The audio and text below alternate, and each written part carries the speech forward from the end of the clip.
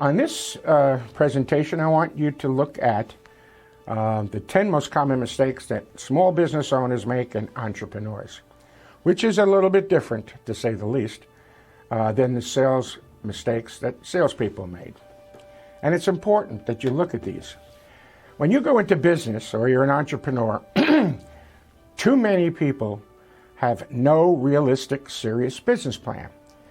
They haven't figured out what it is they want to do, who they want to do it for, how they're going to do it, and they don't have a budget planned out and a plan in terms of business and marketing and promotion and advertising. And without having a realistic business plan, I want you to know it's tough because 80% of small business owners and entrepreneurs fail within the first 5 years without having a serious, realistic business plan. And it doesn't have to be more than a page or two covering some of the basics. Okay, the second thing which we covered in the previous presentation was they don't have a workable sales plan, which means they have a target market. They know what the wants and needs of that target market is.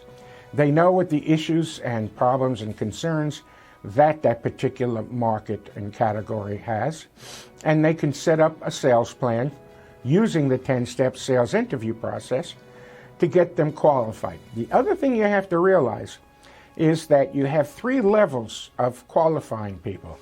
You have first you have suspects. You suspect they may want or need your product or service, and they may be a decision maker, and they may have a budget.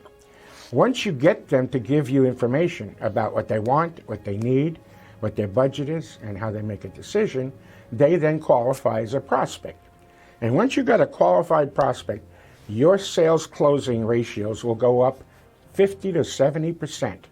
So that means when you get to a qualified prospect and you take them through the presentation, feature, benefit, emotion, solving the problem, issue, and concern within a budget, your closing ratio will go from maybe 1 in 10 to good 6 or 7 in 10.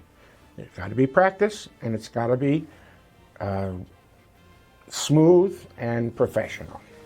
This is a tough one for most people. No detailed, serious, hands-on marketing plan.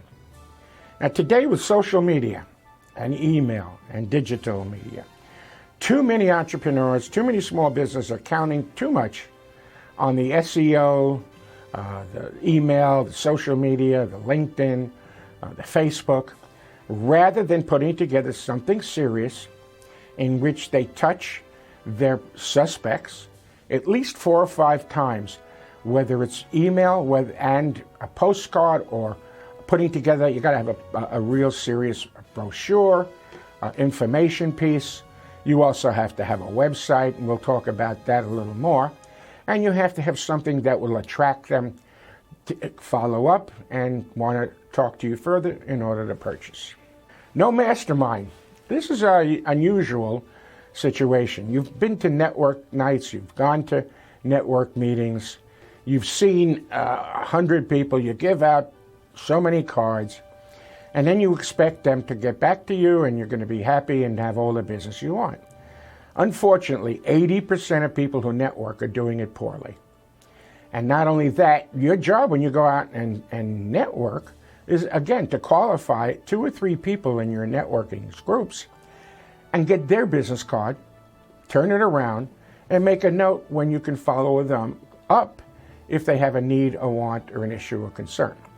Now, the mastermind is where you pick one of each reliable, trustworthy, successful person in a different individual category. So in your mastermind, you might have an accountant, a lawyer, you might have a computer consultant, you might have a photographer or video person, you might have a real estate person, you might even have a bank person or a coach. I happen to be part of several masterminds as a business and professional coach. Without that mastermind, you're still struggling, and you have to go out and do this yourself. With a successful mastermind, which is usually between ideally 8 to 10 professionals talking and meeting at least twice a month, You have other people, 6 to 8 other people introducing you, getting you qualified referrals. And that's so much easier and so much better than struggling to go out and find the business yourself. No real cash flow, cash reserve. Oh boy, this will sink most businesses and most entrepreneurs when they haven't set up a cash flow, they haven't figured out what they're going to survive on for the next 6 to 9 months with a cash flow or cash reserve. You've got to know where the money's coming in. Many small businesses and entrepreneurs will usually start something on the side as a hobby or part-time while they have a day job or they're doing something for paying for the bills and their mortgage or their house or their car. And they work on the side to find out what it is they have a passion about, what it is that they truly want to do, and how they're going to do it. And not only that, that they have some money set aside to invest in and also going to have to live off of a little bit. Ignoring the numbers, revenue, expenses, equal profit. You've got to keep a profit and loss sheet.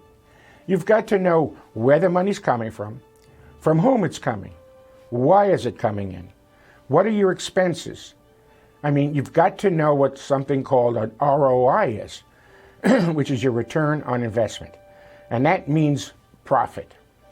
When you take off the expenses, when you take off the cost of doing business, there's got to be a profit that's existing that can carry you and grow your business. Very important you get those numbers taken care of, which means you better have a good accountant or a good business coach that can advise you on this. Not being up to date with automation. Well, I'm guilty of that myself because it's at my age. I'm not great computer literate, technology oriented, but I have 2 wonderful, very talented daughters, and I have a couple of people on my mastermind and a couple of professionals. And they help me. They are my resources to stay automated and to keep up to date with technology.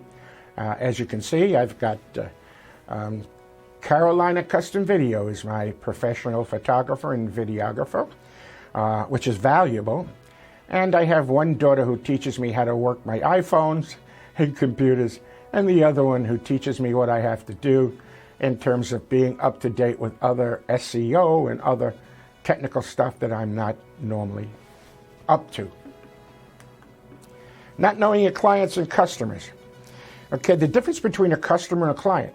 A customer usually is someone who buys retail, shops a lot, compares prices. A client is someone that values your service, is willing to work with you, and will pay fair market price and be loyal. And not only that, you take good care of those clients, and you will discover they'll bring in referrals and introductions that will help grow your business. They become partners in a sense. You got to know both. Ignoring employees, staff, and vendors. I've met too many entrepreneurs and too many small businesses that treat their employees like they're less better than them or less credible, when in fact, you take a look at most business today and it's built on and grows on the value of their staff, their employees, how they take care of them, how they reward them, how they acknowledge them and recognize them. And that goes for your vendors. Your vendors are important. You've got to treat them not only with respect, but become a resource for them. Help them where they need it. And build those relationships with those 3 areas. And again, your business will prosper. And stop being a Lone Ranger. I have met too many entrepreneurs who think they can do it themselves. And you got to realize that even the Lone Ranger had Tonto helping him out. And that is why you can't do it alone. You've really got to build relationships, qualified relationships, quality relationships with successful people. I used to tell my clients that you know your level, your worth, and your value based upon the 5 closest friends you have outside your family. And if you look at those closest friends, there should be people successful in different areas that you can work together with and grow from and learn from.